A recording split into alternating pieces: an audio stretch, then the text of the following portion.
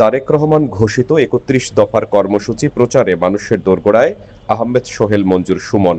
সন্ধ্যা টিভির প্রতিবেদনে দেখুন বিস্তারিত। সাথে আছি আমি কাউসার মাহমুদ।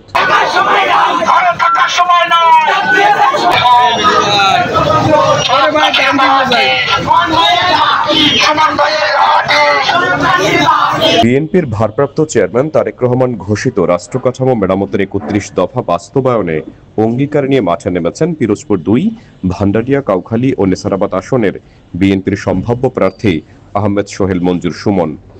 দলীয় এই ঘোষণাপত্রকে সাধারণ মানুষের মাঝে পৌঁছে দিতে নিয়মিত রুটিন করে আসনের বিভিন্ন এলাকায় গণসংযোগ ও লিফলেট বিতরণ করছেন তিনি। রোববার সন্ধ্যার পর নেসারাবাদ উপজেলার সদর, আকলম, মাহমুদকাঠি, কুড়িয়ানা, জিন্দাকাঠি, আন্দাকুল ও আটগড় বাজার এলাকায় ব্যাপক গণসংযোগ চালান সুমন। এ সময় তার সঙ্গে ছিলেন স্বরূপকাঠি পৌর বিএনপির সভাপতি কাজী কামাল হোসেন সহ বিএনপি ও অঙ্গ সংগঠনের বিভিন্ন পর্যায়ের নেতাকর্মীরা।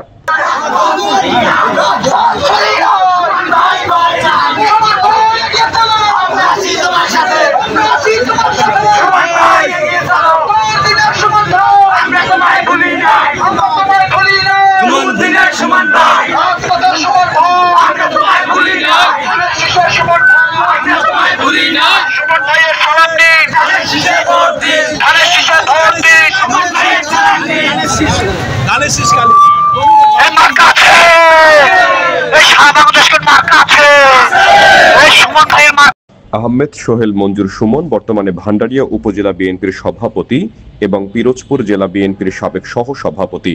তিনি সাবেক প্রভাবশালী মন্ত্রী মোহাম্মদ নুরুল ইসলাম মঞ্জুরের পুত্র। পারিবারিক রাজনৈতিক ঐতিহ্য ও ব্যক্তিগত সক্রিয়তায় এ আসনে বিএনপির সম্ভাব্য প্রার্থীদের মধ্যে তিনি সবচেয়ে আলোচনায় রয়েছেন।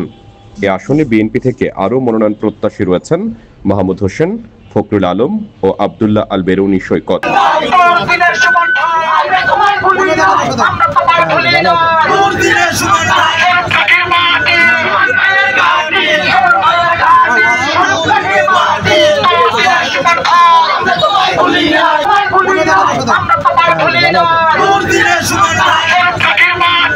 সাংবাদিকদের এক প্রশ্নের জবাবে আহমেদ সোহেল মঞ্জুর সুমন বলেন, বিএনপি ভোটের রাজনীতি করে না, করে গণমানুষের অধিকার আদায়ের রাজনীতি।